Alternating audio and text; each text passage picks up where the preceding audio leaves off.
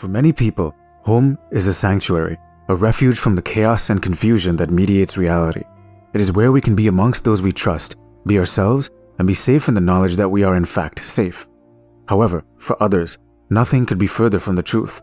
Home can be the site of monsters, of insecurities, of our deepest and darkest secrets. This duality is the paradox of domestic spaces, how home is both enlivening and alienating. Heavy Rain explores this contrast more fully. You start the game as a happy and fulfilled family man who spends his days as an architect. The house itself feels lively and enchanted, if not with the sophisticated modern decor, with the joyful cries of your children on one of their birthdays. A beautiful house, a beautiful family, white picket fences. This seems the dream of any modern human being. Sure, there are mundane tasks to fulfill, obligations that need to be met, but there is order, there is structure. With safety, there is room and time for play. You take your children out back and decide on some impromptu roleplay, swordsmanship. Games teach us to obsessively pursue victory, but here, the right thing to do is to lose, to let your son have a moment of triumph on his day. But then, your son dies, not just by tragic circumstance, but by your abject negligence. Your wife leaves you, your other son is left without a brother. The idyllic dream has shattered with a single moment of despair. Your new home no longer has light beaming through polished windows. It is dark and dank. It looks as if it smells. It reflects the mental state of our protagonist as much as it does the neighborhood he is in. You still see your other son, you have custody over him some days of the week, but you are too mired in your own guilt to make use of it. Parental tasks are written down for you, procedures to optimizing the objective of being a good father. Feed your kid, make him do homework. Love has been turned into an algorithm. You think to yourself, I should loosen this structure, strike up a conversation, but the walls around you are no longer safe. In Gone Home, you play a woman who returns home after some time away, only to find your home abandoned. The designers wanted to create both a sense of nostalgia, but also fear, so they married conventional design with objects strewn about in haphazard ways. You scour the place you once called home. Your dad is spiraling into deeper conspiracies. Your mother is frustrated with her marriage. Your sister is going through all the angst of her teenage years without you. Home now feels alienating. It feels like the domain of strangers who have forgotten who you are, as much as it does a space of childhood memories. There is another emotion at play here, the uncanny. Everything feels as it should, but also profoundly unlike it as well. It is a sense of uneasiness only the subtlety of warm colors and familiar floor plans could conjure. Designing domestic spaces requires knowledge of both interior design and phenomenology, of the structure of space, but also our experience of it. In his GDC talk on interior design in games, Dan Cox argues that we should use interior design, an established field of study and practice, to craft more compelling spaces. Everything from the color palette to the materials used to the shape of space itself become tools for storytelling and gameplay design. He walks us through different techniques of articulating space and how this can inform environmental design and storytelling. A space can have order and structure, which implies the rigid regimentation of workplace monotony like in the game The Stanley Parable. Or can have elements that signal personalization. They can show objects and spaces that have been used and lived in. In Will Wright's game The Sims, he was inspired by Christopher Alexander's A Pattern Language to frame not just the design of space, but our experience of it, of how interior spaces are crafted not just to be aesthetically pleasing, but also to fulfill some use. With games though, spaces are there to serve a function beyond simply living. The opening scene of The Last of Us illustrates this. Sarah waits up for her father Joel on his birthday, a single parent who is grumpy and reticent, but whose love for her is undeniable. They fall asleep on the couch after she presents him with a gift, so he takes her to her room. She wakes up in the middle of the night though, and something is off. Something about the environment prompts both you and her to explore beyond the colorful imagination of a little girl's room. A flickering TV at the end of the hallway functions as foreshadowing. It reveals the state of the world as much as it does the state of the house. You look for your new sanctuary amidst the encroaching sense that home is no longer safe, but your father has other things to contend with. The inversion of our experience with home is a common trope in the creation of horror as well. In Silent Hill 4, your room has become the main protagonist of the story. For some reason, you are trapped within these walls. A place for escape has transformed into something you wish to escape from.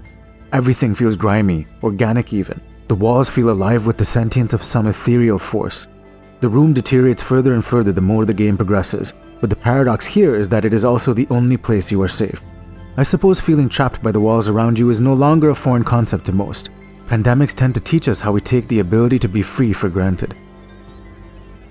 PT took this idea and combined it with the subtle uneasiness of repetition. All it has is a single corridor, walked through dozens of times, with minor alterations on every turn. There is the uncanniness of Gone Home, the entrapment of Silent Hill 4, but also the ritualized meaning inherent to all games as we do the same thing repeatedly, expecting different results. Einstein called this madness. The seekers of horror we call gamers commit to this voluntarily, in search of abject terror. Home has now become the site of demons and ghosts, of all the horrors we assign to the outside world. Sometimes the monsters we fight are more real. To live at home for many is to be under the strict rule of another. We all know this as children, but to have that dominion be administered by someone so cruel is to live in a tyrannical regime. In Detroit Become Human, you play an AI that must be submissive to an alcoholic man who is abusive towards his daughter. Navigating through one's living space can be anxiety-inducing, as your life is perceived through the lens of appeasing someone you cannot stand. As an android, you have a choice. Protect an innocent child, rejecting the only rule you have ever known. This can often cause paralysis. Our homes can be petrifying both metaphorically and literally. Many people around the world go through this form of paralysis, perhaps the most terrifying kind of fear, domestic horror.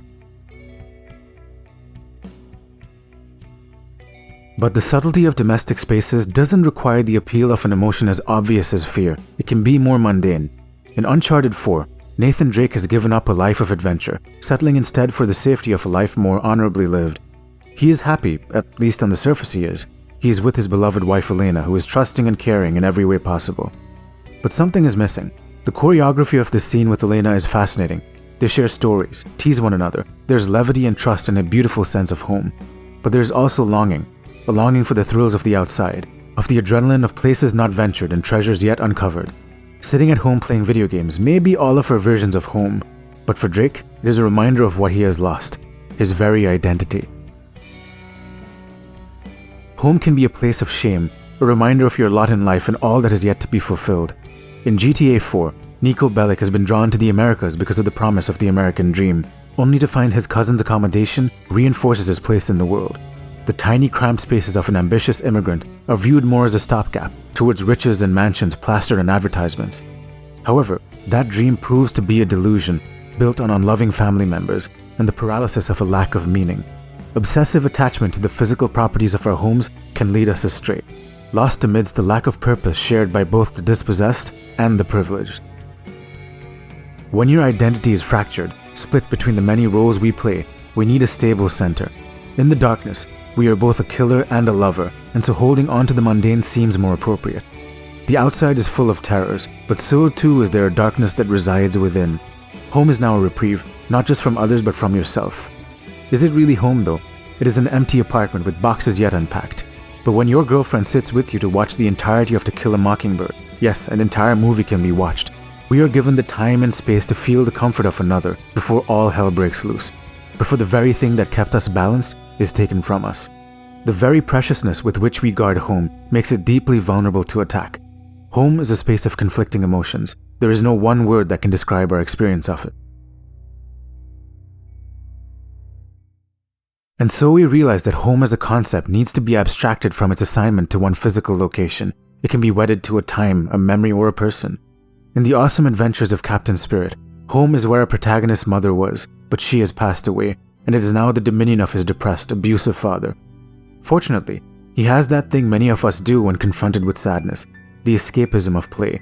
Play is a magic circle as often proclaimed. It allows us to invent realities we can escape to, even within the confines of alienating domestic spaces. The horrors of abuse and sadness and despair can be reframed by the person playing with it. We can experience the world through the playful eyes of another. And that is the funny thing about digital renditions of domestic spaces. They are most often played at home. In his book Video Game Spaces, Micheal Nitsche asks us to remember that there is not just a virtual space on the screen, but also the physical space we inhabit when we play any video game. Video games are a domestic art form then, just like television was. It traps us inside the home as much as it allows us to escape it. Then the paradox of domestic alienation comes full circle. We are both living in domestic spaces and often escaping to others, but we are given the privilege of choosing where to be. This is the power of play, to reimagine spaces both real and fictitious to help us find our true home.